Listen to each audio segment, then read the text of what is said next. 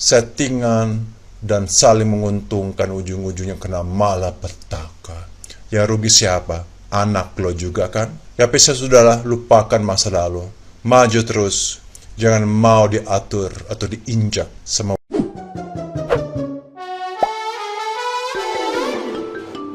Polemik Ruben Onsu dan Sarwendah kembali memanas setelah Ruben menghentikan nafkah anak lantaran merasa dipersulit bertemu kedua putrinya, hingga akhirnya konflik merembet ke aset pasca perceraian dan gugatan hak asuh anak di Pengadilan Negeri Jakarta Selatan. Sebelum sidang mediasi dimulai, Sarwendah yang datang lebih pagi didampingi kuasa hukumnya, Chris Samsiu, tampak cuek sambil terus menatap ponsel saat ditanya awak media. Namun tiba-tiba melontarkan sindiran pedas bahwa dirinya dan pihaknya selalu dianggap salah dan tidak pernah benar dalam polemik ini.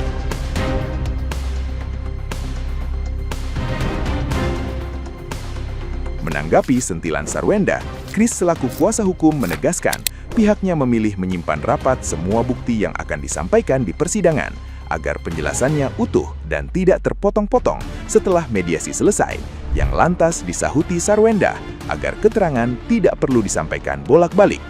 Di ruang mediasi, Ruben dan Sarwendah sempat bertemu, namun memilih diam tanpa saling menyapa maupun bertatapan. Ruben yang baru merayakan ulang tahun ke-43 mengaku baik-baik saja, tapi enggan membahas soal anak dan memilih menyimpan ceritanya untuk lain waktu.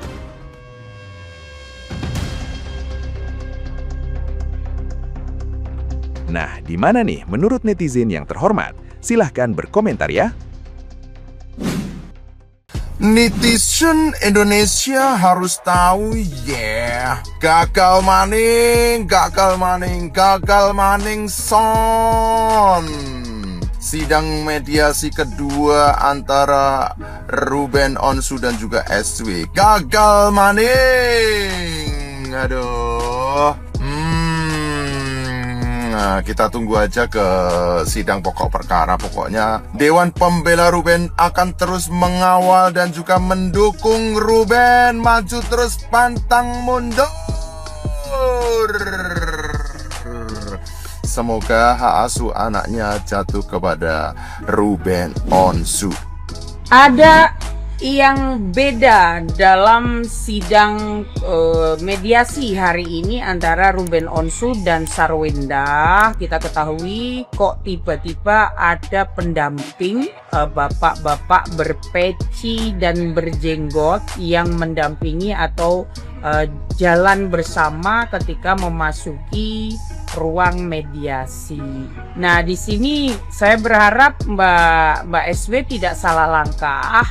Jangan menggunakan agama untuk membenarkan tidak bertemunya seorang anak dan bapak. Jangan ya Mbak, itu nanti malah jenengan yang blunder. Karena begini, walaupun Bang Ruben ini berpindah keyakinan, itu tidak bisa dijadikan dasar pokok tidak boleh bertemunya anak dan bapak.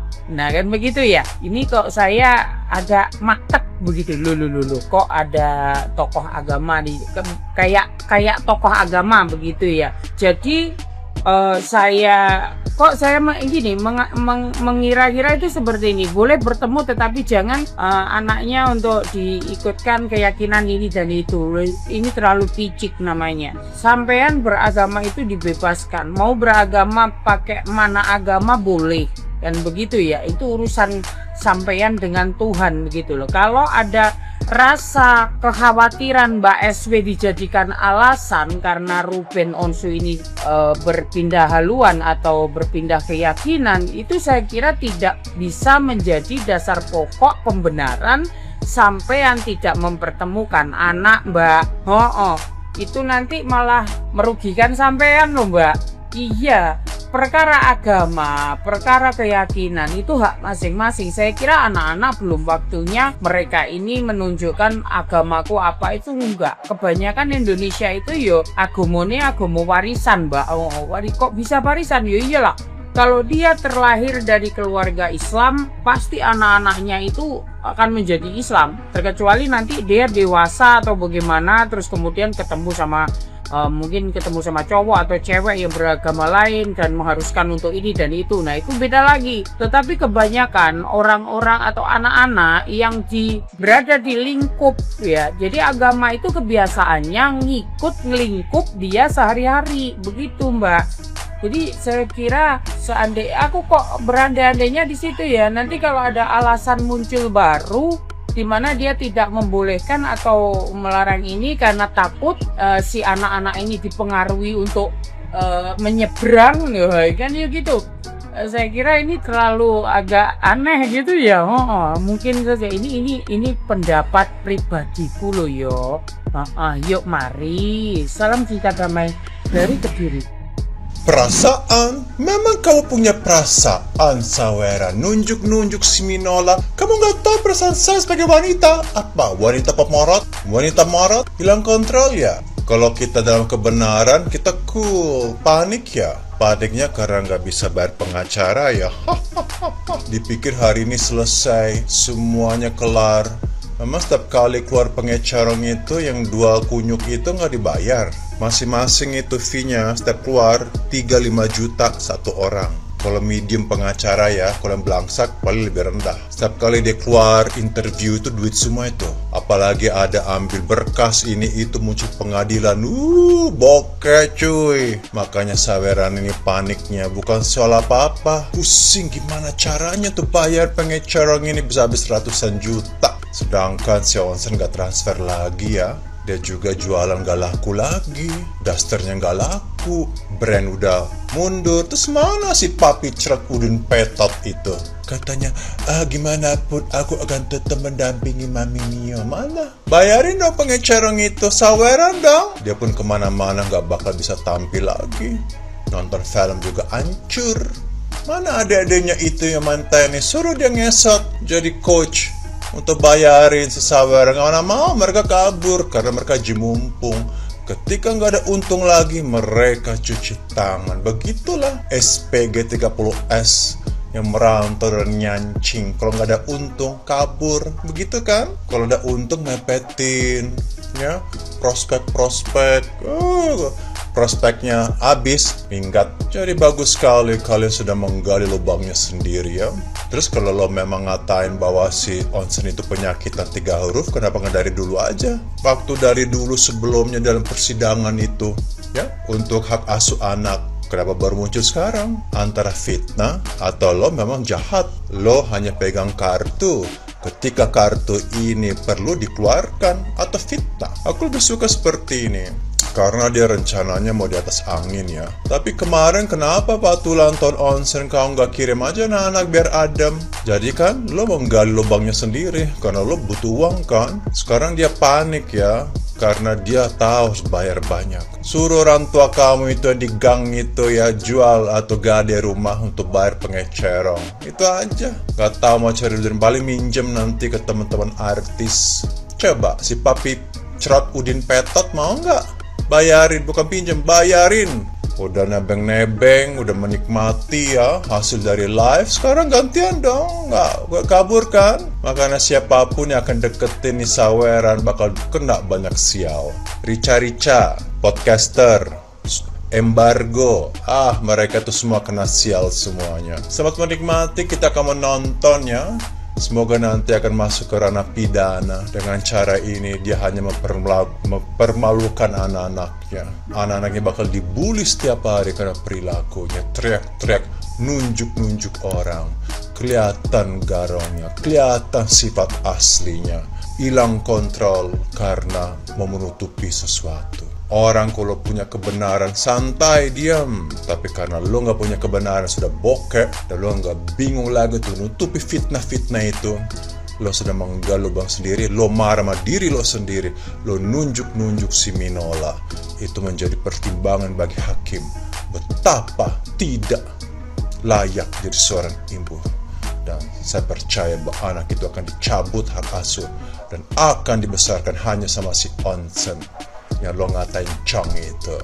Lo usir dia sebagai Chong, tapi lo minta duitnya kan? Kenapa lo marah? Karena duit doang. Kalau orang normal ya sudahlah, kamu ambil anak 2 hari 3 hari kita ganti, selesai, enggak dibikin ribet. Pada ujung-ujung lo pengen parat. Lo tahu ya masih ada sisa-sisa harta ya dari si onsen. Lo mau cari itu kan? Ya kan? Lo mau keruk harta-harta sisa-sisa itu kan? Lo menggunakan anak-anak lo jadi tameng. Sangat mengerikan. Memang kau salah jodoh dari dulu ya. Sekarang lo kena getahnya juga onsen. Aku bilang dari dulu, ya bagus nikah ini pasti nih settingan dan saling menguntungkan, ujung-ujungnya kena malapetaka. Ya rugi siapa? Anak lo juga kan? Ya bisa sudahlah, lupakan masa lalu, maju terus. Jangan mau diatur atau diinjak sama wanita nyancing. Ingat, gara-gara kamu dia sekarang matanya belok. Dulu waktu lo ketemu dia itu masih sipit, jadi dia harus berterima kasih. Matanya sudah melek. Kalau dulu sipit sekali, kita kembalikan dia, mata jadi sipit kembali karena penderitaannya. Oh my god, hasil sidang dari Koko RO dan SW, the worst nightmare yang aku tidak ekspektasi bakal benar-benar terjadi, dan terjadilah ternyata. Sidang mediasi hak asuh anak Koko RO dan SW dinyatakan gagal. Gagal betul guys, karena ini yang paling aku takutin. Sidang hak asuh anak itu tidak berbulan-bulan, tahun-tahun seperti kasus persidangan umum, kasus masyarakat, atau kasus kriminal. Ini kasus masalah tentang hak asuh anak dan adanya mediasi yang dilakukan. 30 hari sudah proses sidang tersebut, ketok palu, gagal. Akhirnya sekarang mau nggak mau harus buka perkara, yaitu ke chapter yang baru. Jadi akan pembukaan dan akan melakukan peperangan tuntutan satu sama lain, pihak penuntut dan yang dituntut. Ini adalah mimpi terburuk bagi aku ya. Tidak tahu penyebabnya apa, yang pasti di sini juga kita sebagai netizen juga ada turut andil yang cukup besar. Makanya di sini aku sangat benci sekali ya ketika banyak pendukung yang tidak korporatif memunculkan, melahirkan, menciptakan berita-berita fiktif, hoax, bohong, AI, edit ya, pencemaran nama baik yang tidak pernah ada beritanya.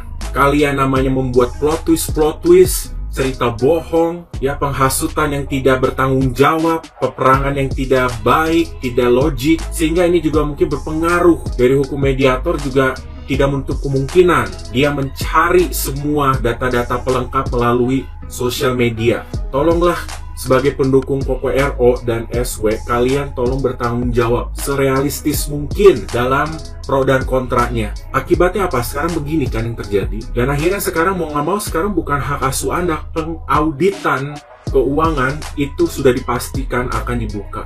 Dan perkara-perkara yang dari tim kuasa hukum satu sama lain yang sudah sebanyak ini akan segera dibuka. Aku tidak tahu nanti peperangan pengadilannya seperti bagaimana. Kita siapkan aja amunisi masing-masing sebagai netizen yang membela A dan B ini. Shock, tapi nggak shock juga karena sebenarnya sudah punya pemikiran, gitu, sudah punya prediksi sebenarnya Dokcin, tapi aku tidak ekspektasi itu akan terjadi. Sebenarnya berarti mereka juga, aku tidak tahu apakah mereka mengajukan untuk perpanjangan, karena kalau mediasi hak asuh anak pengadilannya ini, itu kita bisa request untuk extend another 30 days dengan persetujuan-persetujuan yang sudah disetujui, termasuk sama hakim mediator. Tapi ternyata memutuskan untuk menggagalkan di hari capacity 30 hari itu. Berarti tidak ada negosiasi yang terjadi, mereka memilih untuk membuka perkara. Jadi sekarang peperangannya bukan hak asuh anak aja guys, tapi sudah masalah tuntut menuntut masalah masing-masing. Dari hak asuh anak ke masalah perkara keuangan, masalah tentang tabir kenyataan-kenyataan yang aku tidak tahu seperti apa, tapi kita terus support. Yang kalian ingin support silahkan, mau kubu A atau B, tapi tolong be smart ya. Khususnya untuk buzzer, fans-fans yang baru lahir kemarin, atau fans yang main narasi seenak dewek, walaupun kita seperjuangan membela yang sama, tapi tolong jangan bikin kita jadi ribet, karena nggak semua dari kita bisa mengkondusifkan semua fans juga yang sejalan dengan pembelaan kita terhadap siapa yang kita bela. Jadi tolong jangan mengangkat berita yang reverse, yang membalikan, atau sebenarnya tidak ada. Be smart aja membuat konten, karena kita juga diperhatikan sama orang-orang pengadilan tersebut. Tapi kalau misalnya kalian tanya, ulang tahunnya Koko RO, apakah dapat ucapan dari Tania Thalia? Exactly, dapat. Berbeda hari, Tania duluan kata Koko RO, dan Thalia di hari yang berikutnya. Nggak tahu lewat media seperti apa, tapi yang jelas sih aku rasa lewat komunikasi pribadi ya, kayak Wawa. At least dari sisi itu Dokcin glad bahwa pengucapan itu akhirnya dapat gitu, dan beneran tidak seperti yang kita asumsikan bahwa tidak ada ucapan dari anak-anaknya Koko RO tapi dapat. Ya, for the rest of it, I don't know, kita bismillah aja.